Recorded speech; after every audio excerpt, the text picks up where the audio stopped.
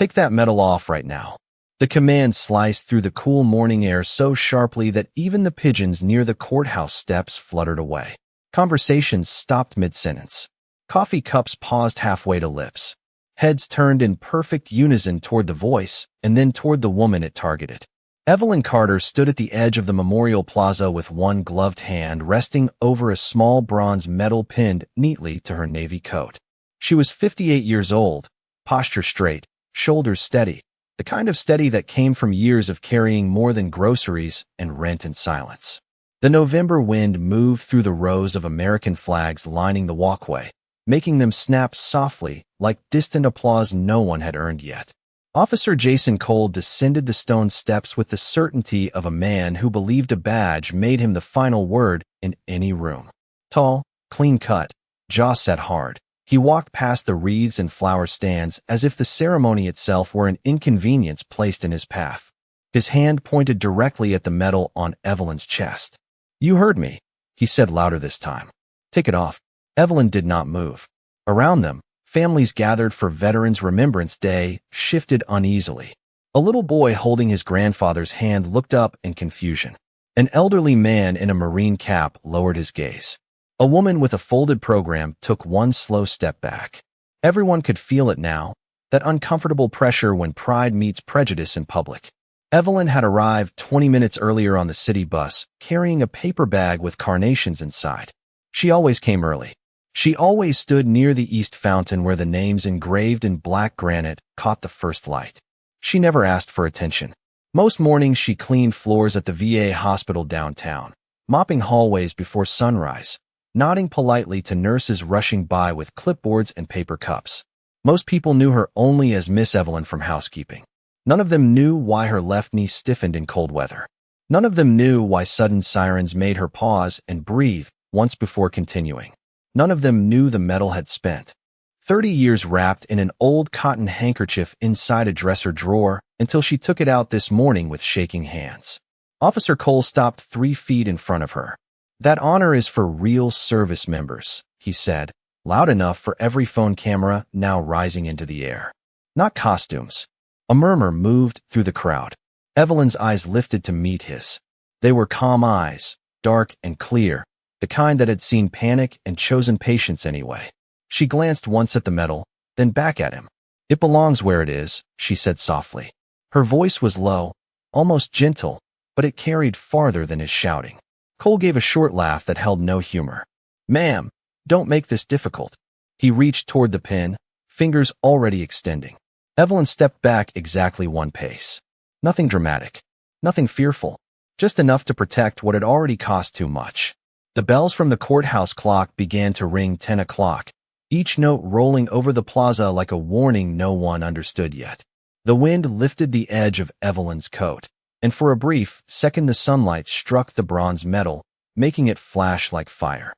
Officer Jason Cole held his hand in the air for a second longer than necessary, as if the pause itself could prove authority. The plaza had gone so quiet that the rustle of programs and the distant hiss of a city bus sounded unusually loud. Evelyn Carter looked at the hand hovering near her chest, then calmly adjusted the collar of her navy coat as though she were fixing it against the wind rather than protecting anything at all. "Sir," she said, "today is for remembrance." Her tone was respectful, but there was something immovable beneath it, like bedrock under shallow water. Cole squared his shoulders. He was 29, recently promoted, proud of the clean lines of his uniform and the way people usually stepped aside when he approached. He had spent years believing confidence and correctness were the same thing. "Then remember the rules," he replied. "Unauthorized medals are not allowed at official events." Several people exchanged glances. There had been no such announcement. No signs. No barriers. But certainty, spoken loudly enough, often passed for truth. Evelyn's eyes drifted past him to the granite wall beyond the fountain where names were carved in rows so neat they almost looked peaceful. She knew one of those names by touch. Every year, she traced it with 2 fingers before the crowd arrived. This year she had not made it there yet. "Who told you that?" asked a voice from the side. The speaker was the elderly Marine in the faded cap, his cane planted firmly beside polished black shoes. Cole turned, irritated by interruption. "Sir, please step back." I asked a question, the old man said. His voice was thin with age but sharpened by memory. Cole ignored him and focused again on Evelyn. Identification, he said. Now. She reached into her handbag slowly and handed over a worn leather wallet. Inside was a state identification card, a bus pass, and a laminated hospital badge that read Evelyn Carter, Environmental Services. Cole glanced at the badge and let out a breath through his nose. Housekeeping, he said, just loud enough to sting. A few people lowered their eyes. Others looked suddenly interested in the flags. Public embarrassment had a way of recruiting silence. Evelyn took back the wallet without comment. The carnations in her paper bag trembled slightly in the wind. Her hands did not. I clean rooms where men wake up screaming from dreams they cannot escape, she said quietly. I clean floors where families cry good news and bad news on the same day. Work is work, officer. Cole's jaw tightened. He had expected excuses, maybe anger, maybe retreat. He had not expected dignity. That still does not explain the medal. He gestured toward it again.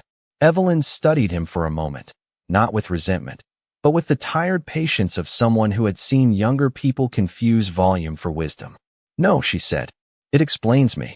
The words landed heavier than shouting. A woman near the back lowered her phone. A teenager stopped recording altogether. Even the boy holding his grandfather's hand seemed to understand that something important had just been said. The courthouse bells finished their final note. Across the street, traffic halted at a red light, engines idling like distant thunder. Cole took one step closer. Last warning, he said. Remove it yourself. Evelyn glanced down at the bronze medal resting above her heart. The ribbon was old, but carefully pressed. She remembered unwrapping it before dawn, smoothing the fabric on her kitchen table, and telling herself she would stay only 10 minutes. Leave flowers. Read one name. Go to work. Simple plans often failed when history arrived early. She lifted her chin slightly. No, it was not loud. It did not need to be. Somewhere behind the crowd, tires rolled slowly over curbside gravel. A dark government sedan had just pulled up beside the flags. The dark sedan came to a smooth stop beside the curb, its glossy surface reflecting rows of flags and the faces of people pretending not to stare. Two men in dress uniforms stepped out first, scanning the plaza with practiced calm, then moved to open the rear door. Officer Jason Cole glanced over his shoulder, annoyed more than concerned. In his mind, this was still a simple matter of compliance, a small public correction that would be forgotten by lunch. He did not notice how several veterans in the crowd had suddenly straightened their backs. Evelyn Carter did. She knew the sound of polished shoes on stone. She knew the measured pace of people trained to carry responsibility without displaying it. Her hand tightened around the paper bag of carnations. From the sedan emerged a broad-shouldered man in his 60s with silver at his temples and the posture of someone who had spent a lifetime standing where storms were strongest. His dark overcoat opened slightly as he walked, revealing ribbons and insignia pinned beneath. Conversations dissolved into whispers. Someone near the fountain murmured, "That is Admiral Marcus Reed." The name moved through the crowd like wind through dry leaves. Cole heard it too, but confidence kept him rooted. He turned back to Evelyn, as if refusing to acknowledge a shift in gravity. "This is your final instruction," he said. "Remove the medal or leave the event." Evelyn looked past him, eyes following the Admiral's approach, and for the first time that morning something changed in her expression. Not fear, not relief. Recognition mixed with old sorrow. It was the look people get when a door from another life quietly opens. Cole mistook her silence for surrender. "I am waiting," he said. The Admiral slowed 10 yards away. His gaze moved over the plaza, past the officer, past the crowd, and landed on Evelyn. He stopped so abruptly that one of the aides nearly took an extra step. For a long second he did not speak. His face, carved by years of command, softened into disbelief. Evelyn lowered her eyes briefly, almost embarrassed by being seen. The wind tugged at the ribbon on her chest. Cole followed the Admiral's line of sight and finally understood that the room he thought he controlled no longer existed. Still, pride is slow to surrender. "Sir," Cole called out, stepping forward. "Official matter. This woman is wearing unauthorized military decoration." Several people winced at the phrase. The Admiral did not answer him. He kept walking until he stood directly in front of Evelyn. close enough to see the small crease where the medal's ribbon had been stored too long in a drawer. His eyes glistened, though his voice, when it came, remained steady. "Petty Officer Carter," he said softly. A hush fell so complete that the fountain seemed louder than before. Evelyn gave the smallest nod. "It has been a long time, Admiral." Cole blinked. The title struck him harder than any reprimand could have. He looked from one face to the other, trying to rearrange reality into something that made sense. The old Marine with the cane smiled without humor. A woman near the back covered her mouth. The little boy holding his grandfather's hand whispered, "Who is she?" No one answered. They were all waiting. The Admiral removed his gloves with deliberate care, tucked them beneath one arm, then stepped back exactly 2 paces. His shoes clicked against the stone. Every veteran in the plaza knew what that distance meant. Cole did not, but he felt it. Evelyn stood motionless, carnations at her side, coat moving gently in the breeze. The Admiral drew a slow breath, shoulders rising once, then came sharply to attention. Admiral Marcus Reed raised his right hand in a crisp salute so precise it seemed to cut the morning air in half. The movement was immediate, instinctive, and full of a respect no speech could improve. Every veteran in the plaza recognized it at once and answered in their own way. Some stood straighter. Some removed caps and placed them over their hearts. One man in a wheelchair lifted trembling fingers to his brow. The old Marine with the cane came to attention despite the pain it clearly cost him.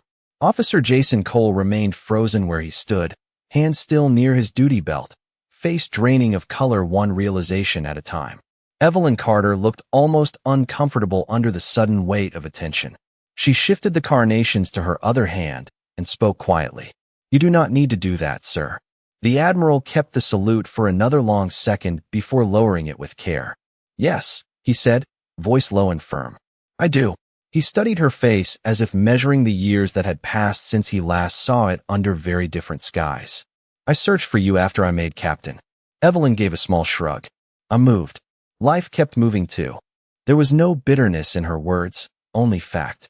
Reed nodded once, accepting the rebuke hidden inside the simplicity of that truth.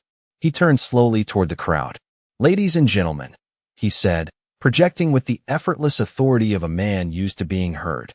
"This woman is Petty Officer Evelyn Carter, United States Navy corpsman, retired."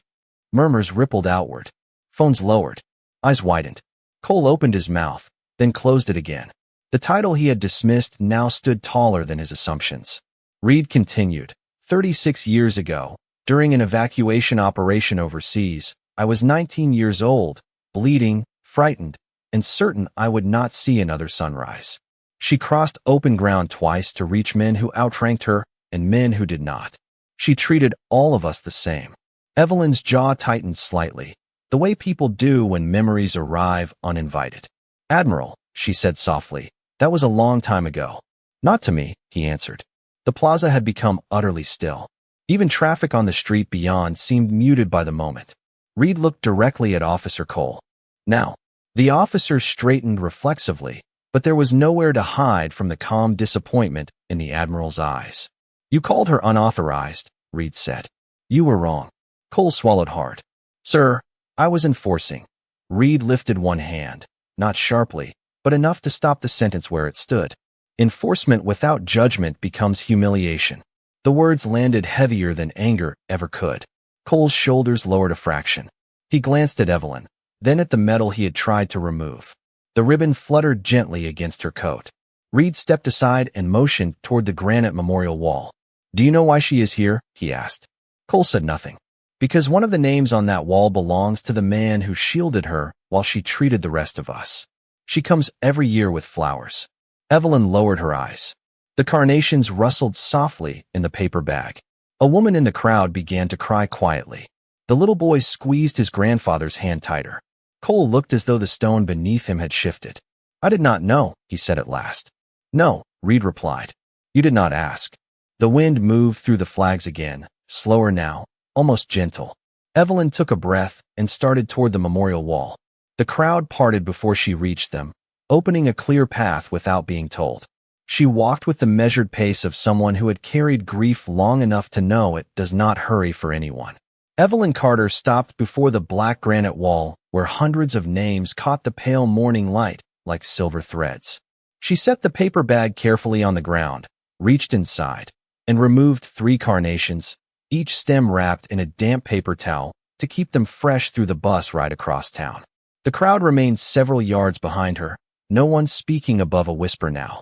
Admiral Marcus Reed stood with hands clasped behind his back. Officer Jason Cole stayed farther off, suddenly unsure where to place himself in a world that had rearranged itself without permission. Evelyn traced one engraved name with the tips of 2 fingers. Her touch was slow, practiced, intimate in the quiet way grief becomes after enough years. Samuel Turner, she said softly. The little boy in the crowd leaned toward his grandfather. Was he family? He whispered. The old Marine answered without taking his eyes off Evelyn. Sometimes family is who stayed. Evelyn laid the first carnation beneath the name, then a second beneath, another farther down the panel. She paused before placing the third. Reed stepped closer, stopping respectfully behind her shoulder. I remember Turner, he said. He told jokes no one laughed at until 10 minutes later. For the first time that morning, a small smile touched Evelyn's face. That is because they were terrible jokes, she said. A few people chuckled softly, relieved to hear warmth return to the air. She placed the third carnation and straightened. He knew they were terrible. That was the point. Reed exhaled through a smile of his own. He spoke about you often. Evelyn looked back at the names. Then he exaggerated. No, Reed said. He said you were the bravest person he knew. The smile faded from her lips, replaced by something older and harder to carry. Bravery is usually what other people call it when they did not have to be there. The words settled over the plaza like falling snow. Cole lowered his head. He had spent years thinking courage looked loud, forceful, visible. He had never considered that courage might arrive quietly on a city bus carrying flowers in a paper bag. A reporter near the curb slowly tucked away her microphone. This no longer felt like a story to interrupt. Reed glanced toward Cole, then back to Evelyn. There is something I should have said years ago, he said. After we came home, medals were handed out in polished rooms. Promotions were signed. Names were remembered selectively. Yours should have been spoken more loudly than mine. Evelyn folded the empty bag with careful hands. That was the system. And systems are built by people, Reed replied. Which means people can fail. His gaze shifted briefly toward the officer. Cole took one hesitant step forward. Miss Carter, he said, voice strained by humility he had never practiced in public. I judged you before I knew anything about you. I was wrong. Several phones rose again, but no one recorded. Some moments asked to be witnessed, not captured. Evelyn turned to face him fully. Her expression held no triumph, only measured fatigue. You were wrong before you met me, she said. That is the part you need to fix. Cole swallowed and nodded once. The answer was sharper than anger because it was true. Reed looked at Evelyn with unmistakable respect. There is a luncheon after the ceremony, he said. State officials, veterans, press. They should hear your story. Evelyn glanced at the hospital badge still clipped inside her handbag. I start my shift at noon. Reed blinked, then laughed softly in disbelief. You are still going to work? Patients still need clean rooms, she said. Grief and honor do not stop spills.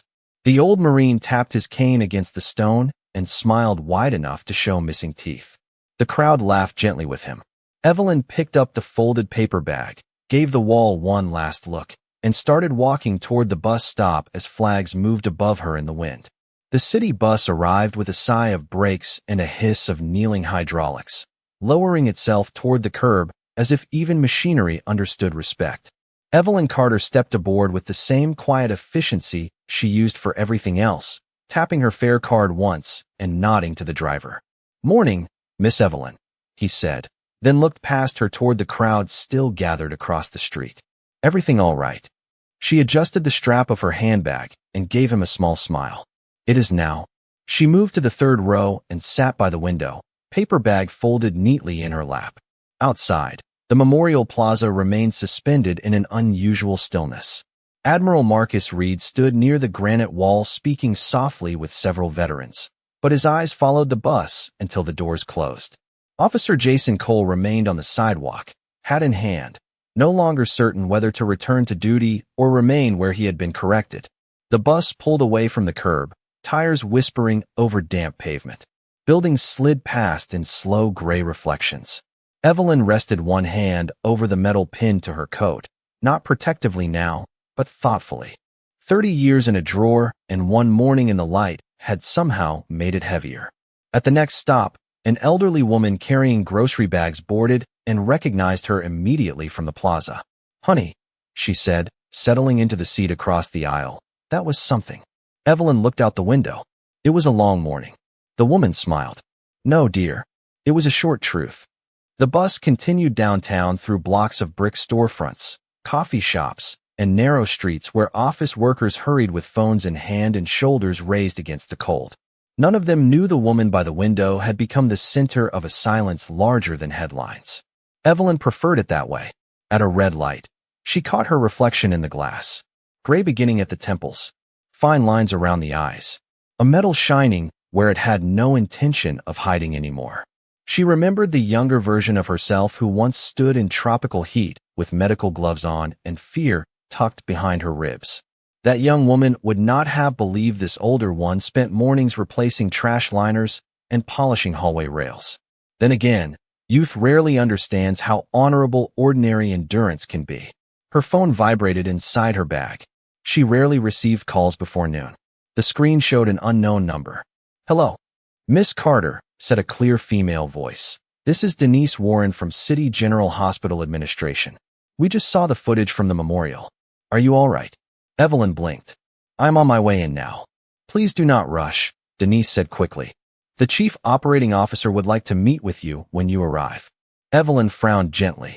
"Have I done something wrong?" There was a pause, then a soft laugh. "No, ma'am. Quite the opposite." The line ended. Evelyn slipped the phone back into her bag and stared at the passing streets. She had spent years trying not to be noticed. It was strange how exhausting attention could feel. Across town, on the plaza steps, Officer Cole finally approached Admiral Reed. "Sir," he said quietly, "how do I fix something like that?" Reed looked toward the disappearing bus route before answering. "You start by learning that respect is not something you grant after credentials. It is where you begin." Cole lowered his eyes. Reed adjusted his gloves and added, "Then you spend a long time proving you learned it."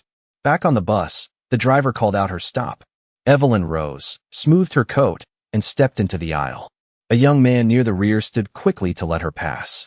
"Thank you for your service," he said awkwardly, as if testing words he had never used sincerely before.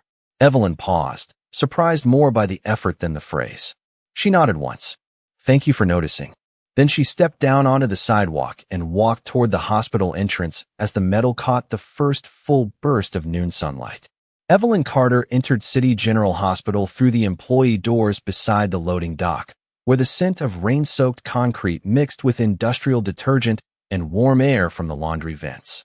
It was the entrance she had used for 11 years, the one with chipped paint on the handrail and a vending machine that only accepted exact change. Usually no one looked twice when she walked in. Today 3 nurses at the time clock turned at once. One of them covered her mouth.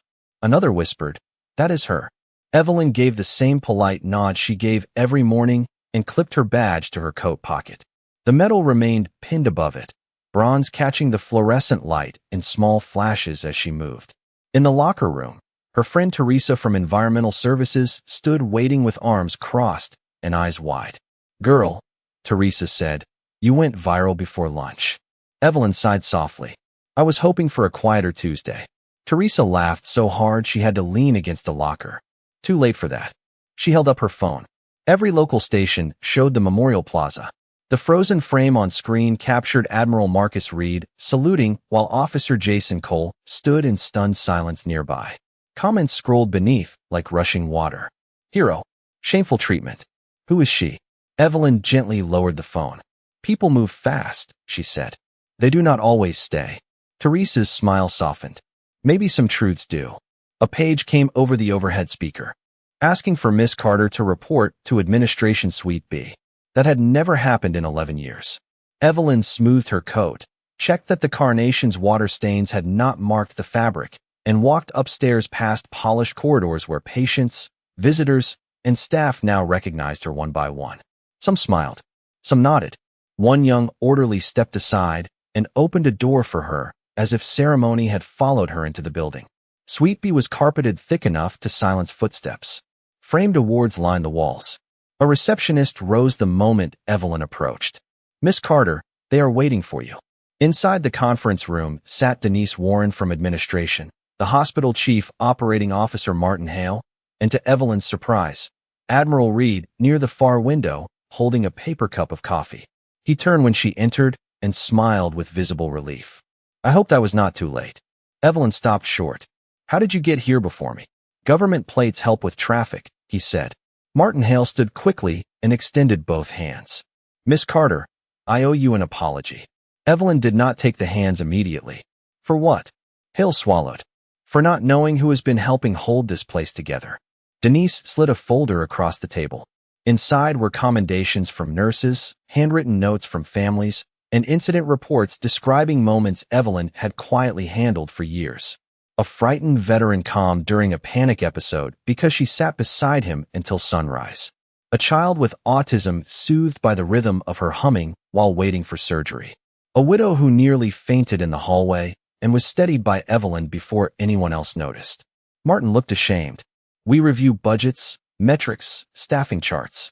Somehow we missed the person everyone already trusted." Evelyn looked through the pages slowly, almost embarrassed by praise collected without her consent. "I was doing my job," she said. Admiral Reed set down his coffee. "That sentence has hidden many heroes." Denise leaned forward. "We would like to offer you a new role. Patient Support Coordinator for Veterans and Trauma Families. Full benefits, salary increase. Training support, your own office if you want one." Evelyn blinked once, then again. "An office?" Teresa would have laughed for an hour at that. Martin nodded eagerly. "And if you prefer no office, we can discuss that too." For the first time all morning, Evelyn laughed. It was warm, low, surprised laughter that changed the room more than authority ever had. She glanced at the medal, then at Reed. "I came in expecting to mop room 314. Reed smiled. "Sometimes history clocks in before the shift begins." Outside the conference room window, sunlight spread across the city rooftops while downstairs nurses, patients, and janitors waited to see what Miss Evelyn would choose. Evelyn Carter closed the folder and rested both hands on it for a moment, as if weighing paper against years. The conference room had gone still again. That same kind of stillness that seemed to follow truth wherever it entered. Martin Hale waited with the nervous posture of a man and used to hearing no. Denise Warren watched with hopeful patience. Admiral Marcus Reed stood by the window, arms folded lightly, saying nothing. He knew some decisions deserved silence around them. Evelyn looked at the polished table, then at her own hands. The knuckles were lined now. The skin at the fingertips had been roughened by bleach, cold water, and years of pushing carts through long corridors before sunrise. Those hands had carried stretchers, folded blankets, steadied strangers, and wiped tears no report had ever recorded. "I appreciate the offer," she said at last. Martin leaned forward too quickly. "Then you accept?" Evelyn lifted one eyebrow, and the room softened with restrained smiles. "I said I appreciate it." Even Reed laughed quietly at that. She continued, "I will accept one condition." Martin nodded at once. "Anything reasonable." "That depends who you ask," Evelyn replied. She opened the folder again and slid 3 pages out. "Teresa Johnson in Environmental Services has trained half your overnight staff for 6 years and still makes less than new hires. Mr. Alvarez in Transport works double shifts because you never replaced 2 positions. Mrs. Linda Cho in Laundry paid for her own back brace last winter." Martin's face changed one fact at a time. Denise lowered her eyes, already recognizing the names. "If this hospital suddenly sees me," Evelyn said, voice calm and clear, "then it should learn to see the people standing beside me too." No one spoke for several seconds. Reed's expression held unmistakable admiration. Martin finally cleared his throat. "We can review compensation structures today," Evelyn said gently. "Not review. Begin." He nodded, smaller now than when the meeting started. "Yes, ma'am." Denise smiled despite herself. "Anything else?" Evelyn considered it. "No office." Martin blinked. "You do not want one?" "I do not need walls to help people." She tapped the folder. "Use the space for a family waiting room with decent chairs and working coffee." Reed looked out the window to hide a grin. "That sounds like an order," he said. "It is a suggestion," Evelyn answered. "The strongest kind," Reed replied. A knock came at the door. The receptionist entered, flustered but smiling. Miss Carter, there are staff members gathering in the lobby. They asked if you might come downstairs. Evelyn sighed softly. I was hoping to start work. Teresa's voice carried from the hallway before anyone could answer. Too late, hero. Laughter rolled through the room. Minutes later, the elevator doors opened onto the main lobby, and Evelyn stopped short. Nurses lined one side, near the information desk. Janitors in gray uniforms lined the other. Transport aides, receptionists, doctors, volunteers, cafeteria workers, and patients able to stand had formed a wide aisle stretching to the entrance doors. No banner. No cameras inside. Just people. Teresa stood front row with a mop handle like a ceremonial staff. Move those feet, Miss Carter, she called. Some of us skipped break for this. Evelyn shook her head, smiling in disbelief, then began walking forward. As she passed, people applauded softly at first, then louder, then with the kind of rhythm that comes when gratitude has been waiting years for permission. Some reached out to touch her sleeve. Others simply nodded with wet eyes. At the far end stood Officer Jason Cole in plain clothes, hat in both hands. He had come alone. When Evelyn reached him, he spoke quietly enough that only she heard. I requested community reassignment and bias training this afternoon. It should have happened long before today. Evelyn studied him, then gave a single nod. Good. Make sure it changes someone besides you. He stepped aside. The lobby doors opened, sunlight pouring across the tile floor in a bright path that led straight ahead. Evelyn walked into it while the applause followed behind her like rain turning warm. By late afternoon, the hospital had settled back into its ordinary rhythm, the kind built from rolling carts, elevator chimes, low voices, and shoes moving quickly across polished floors. Extraordinary moments rarely stay loud for long. They sink into routine, where their real work begins. Evelyn Carter preferred that. She had changed into fresh gloves, tied on her navy housekeeping apron, and was pushing a supply cart down the fourth-floor corridor as sunlight stretched in long gold rectangles across the tile. Patients napped behind half-closed doors. Televisions murmured game shows and weather reports. Somewhere a nurse laughed softly at a joke she needed after a hard shift. Evelyn stopped outside room 418 and knocked gently before entering. Inside, an older veteran sat by the window with an oxygen line beneath his nose and a folded newspaper in his lap. The front page showed a photograph from the Memorial Plaza. Admiral Marcus Reed saluting. A woman in a navy coat facing him. The headline was large. The man tapped the paper. That you? Evelyn checked the trash liner before answering. Looks like me. He studied her, then smiled. Knew I recognized that walk. She laughed under her breath. Most people know me by the mop bucket. Nothing wrong with that, he said. World would stink without honest work. True enough. She straightened the blanket at the foot of his bed and refilled the water pitcher. He watched every movement with the careful attention of someone measuring character through habits, not speeches. I saw what happened this morning, he said. You could have humiliated that officer back. Evelyn adjusted the blinds so the sunlight no longer hit his eyes. Would that have helped him learn? The man considered this, then slowly shook his head. No, ma'am. Then there is your answer. She started toward the door when he spoke again. Miss Carter, yes. Thank you for wearing it. Her hand touched the metal pinned above her apron. It looked unusual there among disinfectant wipes and supply keys, but somehow more correct than ever. Thank you for seeing it, she replied. In the hallway, Teresa Johnson leaned against the cart with theatrical impatience. You know you are impossible now, right? Evelyn frowned playfully. I was impossible before breakfast. Teresa grinned. Fair point. She handed over a clipboard. New staffing notices were posted. Wage increases approved for environmental services, transport, and laundry effective next pay period. Family waiting room renovation beginning next month. Evelyn read the page once, then handed it back. Fast work. Teresa shrugged. Funny how quickly people move when cameras remind them they have legs. They walked together toward the elevators, pushing the cart between them. On the ground floor, Martin Hale stood in shirt sleeves carrying 2 boxes of donated recliners toward the old storage room that would become the waiting lounge. Denise Warren followed with paint samples. Neither saw Evelyn pass, which pleased her immensely. Outside the hospital entrance, evening settled over the city in cool blue layers. Commuters hurried home, Ambulance lights glowed silently at the curb. Across the street, Officer Jason Cole was helping an elderly man